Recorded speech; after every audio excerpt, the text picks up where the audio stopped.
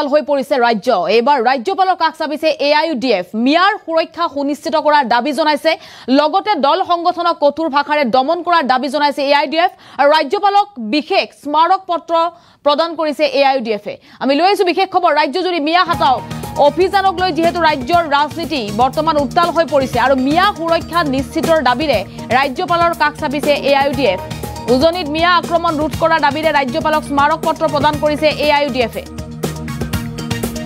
বিশেষ জাতিক টাৰ্গেট কৰা দল সংগঠনৰ বিৰুদ্ধে উচিত ব্যৱস্থা গ্ৰহণৰ দাবী জনাইছে AIUDF আৰু সেই দাবী লৈ ৰাজ্যপালক কাষ চাপিছে AIUDFৰ সজাতি দলে সাক্ষাৎ কৰিছে ৰাজ্যপালক উজনি অসমত মিয়াৰ নিৰাপত্তা সুনিশ্চিত কৰক এই দাবী জনাইছে তেওঁলোকে AIUDFৰ এই দাবী উজনি অসমত মিয়াৰ নিৰাপত্তা সুনিশ্চিত কৰিব লাগে মিয়াক অত্যাচাৰ চলোৱা দল সংগঠনক দমন কৰক 7 দিনৰ সময়সীমা বান্ধি দিয়া হৈছিল উজনি অসমৰ মিয়া সকলক আৰু ৰাজনীতিকৰণ কৰি উজনিত বিভেদৰ সৃষ্টি কৰিছে একাংশই অভিযোগ আনিছে AIUDF কেবাটাও দাবী জনাই স্মাৰক পত্ৰ প্ৰেৰণ কৰিছে ৰাজ্যপালক আৰু কেবাটাও দাবীৰে ৰাজ্যপালৰ কাষ চাপিছে AIUDFৰ এটা সজাতি দলে আৰু উজনি অসমত মিয়াৰ সুৰক্ষা সুনিশ্চিত কৰাৰ দাবী জনাইছে ধিংকাণ্ডৰ পাছতে উজনিত আৰম্ভ হৈছিল মিয়া হাতা অভিযান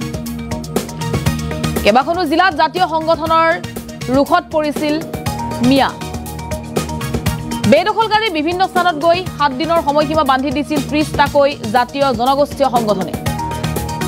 ৰাজহুৱাকৈ 7 দিনৰ সময় বান্ধি দিছিল মিয়াক আৰু বমুৱা মুছলমানসকল বংগীয় মূলৰ মুছলমানসকল উজনি অসমত থাকিব নোৱাৰাৰ হুংকাৰ প্ৰদান কৰিছিল তালি টুপুলালৈ উজনি এৰিবলৈ ভাবুকি প্ৰদান কৰিছিল 30টাকৈ দল সংগঠনে আৰু মিয়া সুৰক্ষা সুনিশ্চিতৰ দাবীৰে এইবাৰ ৰাজ্যপালৰ কাষ চাপিছে AIUDF আৰু সেই দৃশ্য আহি পৰিছে আজিৰ দিনটোত AIUDF ৰাজ্যপালক সাক্ষাৎ কৰি স্মাৰক পত্ৰ প্ৰদান কৰিছে কেবাটাও দাবীৰে ৰাজ্যপালক স্মাৰক পত্ৰ প্ৰদান কৰিছে AIUDF আৰু উজনি অসমত মিয়া হাতৰ অভিযান যেহেতু আৰম্ভ কৰা হৈছিল আৰু তাৰ পাছতে কঠোৰ হৈ পৰিছে আৰক্ষী আৰু আজিৰ দিনটোত AIUDF কাষ চাপিছে ৰাজ্যপালৰ উজনিত মিয়াৰ আক্ৰমণ ৰোধ কৰাৰ দাবীৰে ৰাজ্যপালক স্মাৰক পত্ৰ প্ৰদান কৰিছে উজনি অসমত যেহেতু বংগীয় মূলৰ মুছলমানক 7 দিনৰ সময়সীমা বান্ধি দিছিল উজনি অসম যদি নেৰে তেতিয়া হলে শিৱসাগৰৰ পৰাই দল সংগঠনে প্ৰতিবাদৰ সময়তেই অসম কোপাৰ হুংকাৰ প্ৰদান কৰিছিল আৰু তাৰ পাছতে মিয়া হাতা অভিযানো আৰম্ভ কৰিছিল দল সংগঠনে বিভিন্ন স্থানলৈ গৈ তেওঁলোকে লোকসকলক উজনি অসম এৰিবলৈ তেওঁলোকে দাবী জনাইছিল আৰু তাৰ পাছতে এনেদৰেই এবাৰ মুছলমানৰ বা মিয়াক সমৰ্থন জনাই দল সংগঠন ওলাই আহিছে এবাৰ ৰাজ্যপালক স্মাৰক পত্ৰ প্ৰেৰণ কৰিছে AIUDF আমাৰ হাতত মন্তব্য আহি পৰিছে মন্তব্য শুনক আসলে সেই কথাটোৱে আমি ইমান কঠিন ভাষাৰে কোনো এটা সম্প্ৰদায়ক ইমান বেয়াকৈ ক'ব খোজা নাই তেখেতসকলে মিয়া সম্প্ৰদায় বুলি কেইদিন আগতে হিন্দী সম্প্ৰদায়ৰ ওপৰত অত্যাচাৰ চলিল আপোনালোকে দেখা পাইছে SPৰ আগত মন্ত্ৰীৰ আগত তেখেত আঁঠু কাঢ়িব লগা হৈছে আজি অসমত কি পৰিৱেশ সৃষ্টি হৈছে ইয়াত আইনৰ শাসন ক'ত গৈছে ইয়াত ৰুল অফ ল ক'ত গৈছে ইয়াত আঁঠু কাঢ়িব লগা হৈছে আজি কিছুমান মানুহে আৰু কিছুমান মানুহ ডাইৰেক্ট উজনি অসম এৰিবৰ কাৰণে বাধ্য কৰোৱা হৈছে এই কথাবিলাকৰ কাৰণেই যাতে অশান্তিৰ সৃষ্টি নহয় অসম যাতে আকৌ উত্তপ্ত নহয় অসম যাতে আকৌ ভাতৃঘাতী সংঘাতৰ সৃষ্টি নহয় তাৰ কাৰণে আজি আমি গভৰ্ণৰ ওচৰত আহিছোঁ আমি সম্প্ৰতি অসমৰ যি বিভিন্ন ঘটনা ঘটি আছে কেইদিনমান আগতে আপোনালোকে লক্ষ্য কৰিছিল যে হিন্দীভাষী ব্যৱসায়ীবিলাকৰ ওপৰত যিটো চলিছিল সেইটো আপোনালোকে সবে জ্ঞাত আৰু যোৱা দুদিনমানৰ পৰা কেইবাটাও অখ্যাত সংগঠনে উজনি অসমৰ পৰা বংগীয় মূলৰ যিখিনি মুছলমান মানুহ তেখেতসকল সন্দেহযুক্ত বাংলাদেশী বুলি কৈ তেখেতসকলক উজনি অসম এৰাৰ যি নিৰ্দেশ দিছে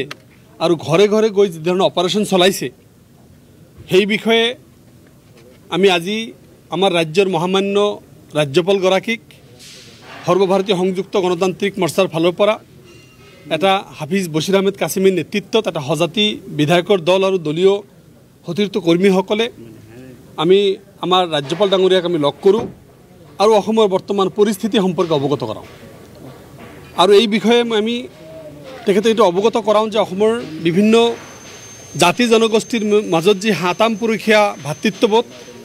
সেইটো বিনষ্ট কৰিবৰ কাৰণে কিছু উদ্দেশ্যপ্ৰণীতভাৱে কিছু ৰাজনৈতিক দলৰ বা কিছু ৰাজনৈতিক নেতৃত্বৰ মদতপুষ্ট হোৱা বুলি আমি অনুমান কৰিছোঁ আৰু লগতে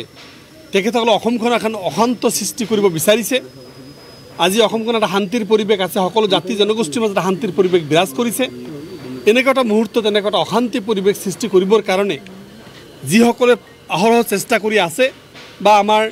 মানুহবিলাকক থ্ৰেটিং দিছে, ধমকি দিছে, উজনি অসম এৰি যোৱা নহ'লে ভয়ানক পৰিস্থিতি হ'ব, এই কথাটো অসমৰ জাতীয় জীৱনত বিৰাট ডাঙৰকৈ ৰেখাপাত কৰিবলৈ আমাৰ অনুভৱ হৈছে। সেইকাৰণে আমি আমাৰ ৰাজ্যপালগৰাকীক আমি অৱগত কৰালোঁ যিটো কঠোৰ হাতেৰে দমন কৰিব লাগে। যিসকল সংগঠনে, যিসকল ব্যক্তিয়ে এইবিলাক প্ৰৰোচনামূলক আৰু মানে হিংসাত্মক কাৰ্য হাতত ল'বৰ কাৰণে যি ধৰণৰ হুমকি সৃষ্টি কৰিছে তেখেতসকলক অনতিপলমে এৰেষ্ট কৰিব লাগে আৰু এইটোৰ জৰিয়তে শান্তিৰ পৰিৱেশ ঘূৰাই আনিবলৈ চেষ্টা কৰিব লাগে। লগতে আমি কেইবাটাও দাবী তেখেতসকলক আমি উত্থাপন কৰিছোঁ। এইটো দেখিছোঁ যে কেইবাটাও ভাৰতবৰ্ষৰ সংবিধান আৰ্টিকেল 14, আৰ্টিকেল 21, আৰ্টিকেল 19, আৰ্টিকেল 20 আৰু আৰ্টিকেল 22 এইকেইটা ডাইৰেক্টলি ভায়লেশ্যন কৰিছে। এই ফাণ্ডামেণ্টেল ৰাইটছৰ এই আৰ্টিকেলবিলাক ভায়লেশ্যন কৰিছে ভাৰতীয় সংবিধানৰ। লগতে ইউনিভাৰ্চেল ডিক্লাৰেশ্যন আৰ্টিকেল 3 ভায়লেশ্যন কৰা বুলি আমি পৰিলক্ষিত হৈছে। এই গোটেইখিনি কথা, আইনগত কথা আমি আজি আমাৰ ৰাজ্যপালগৰাকীক অৱগত কৰাইছোঁ। লগতে ইমিডিয়েট যাতে আমাৰ এটা কঠিন হাতেৰে দমন কৰে আৰু চৰকাৰৰ পক্ষৰ ফালৰ পৰা বা গভৰ্ণৰ পক্ষৰ ফালৰ পৰা এটা আশ্বাসবাণী যাতে প্ৰদান কৰে যে ইয়াত শান্তিৰ পৰিৱেশ থাকিব, কোনোবাই এইটো আইন হাতত তুলিলে তাক কঠিন ব্যৱস্থা লোৱা হ'ব এইটো কৰে। আৰু সকলো শ্ৰেণীৰ মানুহক, সকলো শ্ৰেণীৰ ৰাইজক যাতে এটা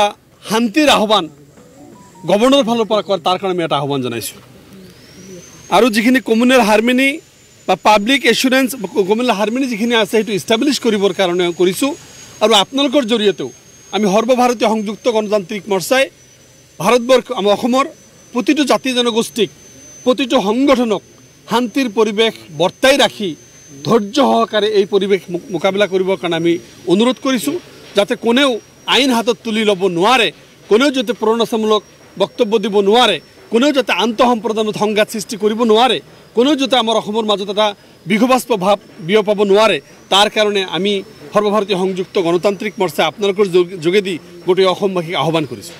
আৰু আজি উজনি অসমত যিটো জ্বলিছে, আমি ৰাজ্যপাল মহোদয় যিহেতু আমাৰ ৰাজ্যখনৰ মুৰব্বী, আমি তেখেতক এইটোৱে জনাইছোঁ, মুখ্যমন্ত্ৰীয়ে যদি প্ৰৰোচনামূলক বক্তব্য দিয়ে, কোনোবা সম্প্ৰদায়ক টাৰ্গেট কৰি যদি বেলেগ সম্প্ৰদায়ক উত্তেজিত কৰে, আৰু যাৰ কাৰণে আজি উজনি অসমৰ ঘটনাবিলাক হৈ আছে, মুখ্যমন্ত্ৰীয়ে য'ত শান্তি সম্প্ৰীতিৰ বাৰ্তা বিলাব লাগে